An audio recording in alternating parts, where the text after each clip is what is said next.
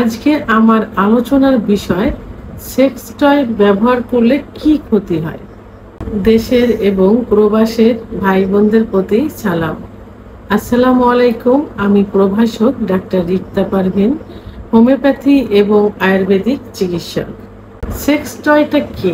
এটা হলো আর্টিফিশিয়াল যৌনাঙ্গ, অর্থাৎ কৃত্রিম যৌনাঙ্গ। বাজারে অর্থাৎ এটার জন্য আলাদা মার্কেটই আছে। ওষুধ যেখানে ক্রয় করা হয় পাইকারি, এইসব বড় বড় দোকানে এই আর্টিফিশিয়াল যৌনাঙ্গগুলো পাওয়া যায়, অর্থাৎ কৃত্রিম যৌনাঙ্গ। পুরুষের লিঙ্গের মতো অবিকল ছক লিঙ্গ, একদম নরম, লিঙ্গটা ঠিক যেমন হয় উত্থান অবস্থায় ঠিক সেরকম। এটা সাইজ অনুযায়ী যার প্রয়োজন অনুসারে এটা পাওয়া যায়। নির্দিষ্ট একটা মাপও আছে। আবার মহিলাদের যৌনাঙ্গের মতো যৌনাঙ্গ পাওয়া যায়। এটা সফট, মানে কোনো হার্ডলি নেই, কোনো বাধা নেই, এটাও সফট। তো এইগুলো বাজারে কিনতে পাওয়া যায়। তো এগুলো এখন অনেকে ব্যবহার করে থাকে।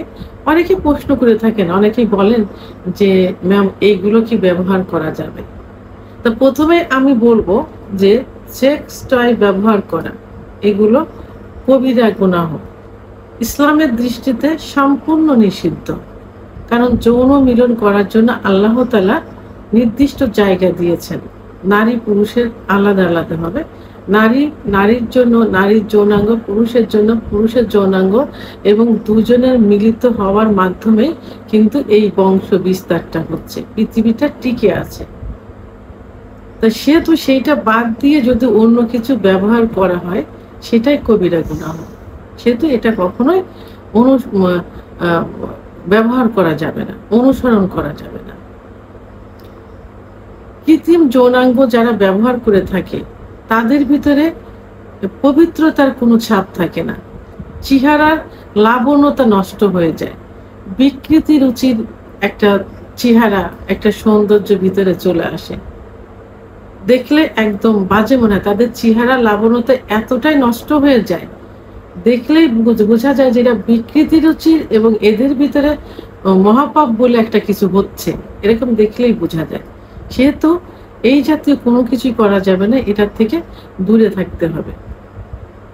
যারা এটা, আমি এমনও শুনেছি, রোগী এমনও আমাকে বলেছেন যে আমার পুরুষাঙ্গটা মানে এত ছোট, জামার ছোট, অথবা আমার যে সাইজের আছে আমি স্ত্রীকে সুখ দিতে পারি না।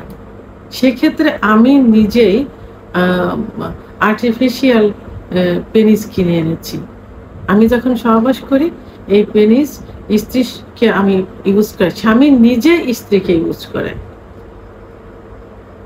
আবার অনেক স্ত্রী বলে থাকে যে আমি সহবাসে অক্ষম, অথবা আমার হাজবেন্ড আমার সঙ্গে সহবাস করে সুখ পায় না, আমার হাজবেন্ডকে আমি অনুমতি দিয়েছি আর্টিফিশিয়াল যৌনাঙ্গ কিনে আনার জন্য, এভাবেও কিন্তু বলেছে। তাহলে এবং সেটা একইভাবে তারা ইউজ করে যাচ্ছে। তাহলে দেখেন যে কতটা বিকৃতি রুচির লোক হলে এটা করে থাকে।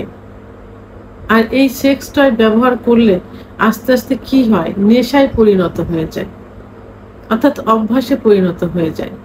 পুরুষ যখন মহিলাদের যৌনাঙ্গ কৃত্রিমটা ব্যবহার করে তখন তার প্রতি একটা নেশা, আসক্ত হয়ে যায়। স্ত্রীকে তখন আর ভালো লাগে না, স্ত্রীর প্রতি কিন্তু মায়া মহব্বত থাকে না।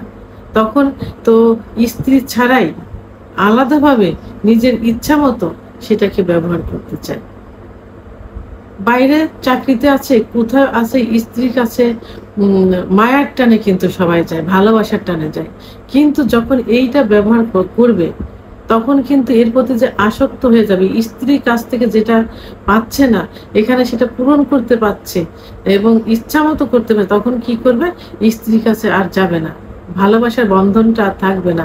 স্ত্রীও ঠিক একই রূপ অবস্থা করে, যে যখন ওইটা ব্যবহার করতে থাকে তখন স্বামীর প্রতি সেই ভালোবাসার আকর্ষণটা থাকে না, সেই টানটা থাকে না। তখন তার ইচ্ছা মতো কিছু কিছু ফ্যামিলিতে আছে যারা আম, স্ত্রী স্ত্রী স্বামীকে অনুমতি দেয়, স্বামী স্ত্রীকে অনুমতি দেয়।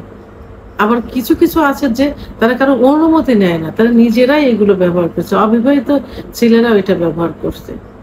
তখন বিয়ের প্রতি কোনো আকর্ষণ থাকে না, কিন্তু এটাতে এমন একটা অভ্যাসে পরিণত হয়ে যায় যে তারা নির্জন জায়গা খুঁজতে থাকে, দিনে 3, 4, 5 বার তাদের ইচ্ছা মতো সহবাস করতে থাকে। স্বামী আসুক, স্বামী এটা কখনো চায় না, স্বামী ঘুমিয়ে থাকলে ঘুমিয়ে পড়ার পরপরই তারা সেটা ব্যবহার করে। স্বামীরাও ঠিক একই রূপ আচরণ করে থাকে। তাহলে সেই ফ্যামিলিতে কি হলো, একটা পাপের একটা ফ্যামিলিতে পরিণত হয়ে গেল। সেখানে কোনো আয় উন্নতি কোনো কিছুই কিন্তু হবে না, কোনো পবিত্রতা থাকবে না, কোনো কিছুই থাকবে না। এবং এইটা যখন অধিক ব্যবহার করা হয় এবং যখন একটু প্রেশার ক্রিয়েট করে ব্যবহার করা হয়, অনেক সময় দেখা যায় যে যৌনাঙ্গ রাপসার হয়ে যেতে পারে।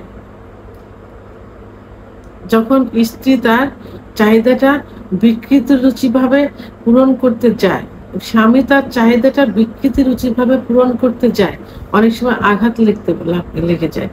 আঘাতে জায়গাটা রাপসার হয়ে গেলে অত্যন্ত ব্লিডিং হয় এবং সেখানে ক্ষতের সৃষ্টি হয়। সেহেতু এইটা থেকে দূরে থাকতে হবে। এইটা ব্যবহার করলে কি হবে, ভালোবাসার কোনো বন্ধন থাকবে না, আয় উন্নতি হবে না, পবিত্রতার ছাপ থাকবে না, বিকৃতি রুচি চলে আসবে এবং সমাজে জানাজানি হলে সবাই তাকে ঘৃণা করবে, কেউ তাকে ভালো দৃষ্টিতে দেখবে না, তাকাবে না। ভিডিওটি সম্পর্কে যদি কোনো মতামত থেকে থাকে অবশ্যই কমেন্টের মাধ্যমে জানাবেন। আর ভিডিওটি ভালো লাগলে লাইক, কমেন্ট, সাবস্ক্রাইব করে আমার সঙ্গে থাকুন। আল্লাহ হাফেজ।